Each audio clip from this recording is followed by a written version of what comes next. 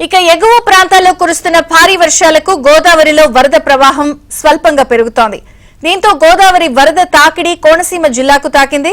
P Gannavaram మండలం గండి పెదపూడి ఉడిముడి లంక గ్రామాల మధ్య నదీ పాయపై తాత్కాలికంగా ఏర్పాటు చేసిన రహదారికి గండిపడింది.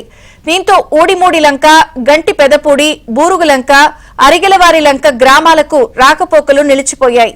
దీంతో బాధిత గ్రామాల ప్రజలు నాటు పడవలపైనే ప్రయాణం సాగిస్తున్నారు.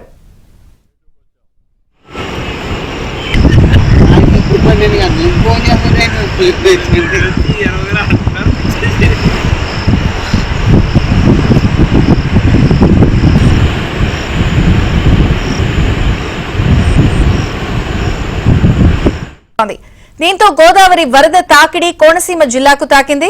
పి గన్నవరం మండలం గండి పెదపూడి ఉడిముడి లంక గ్రామాల మధ్య నదీ పాయపై తాత్కాలికంగా ఏర్పాటు చేసిన రహదారికి గండిపడింది. దీంతో ఊడిమూడి లంక, గంటి పెదపూడి, బూరుగులంక, అరిగెలవారి లంక గ్రామాలకు రాకపోకలు నిలిచిపోయాయి. దీంతో బాధిత గ్రామాల ప్రజలు నాటు పడవలపైనే ప్రయాణం సాగిస్తున్నారు.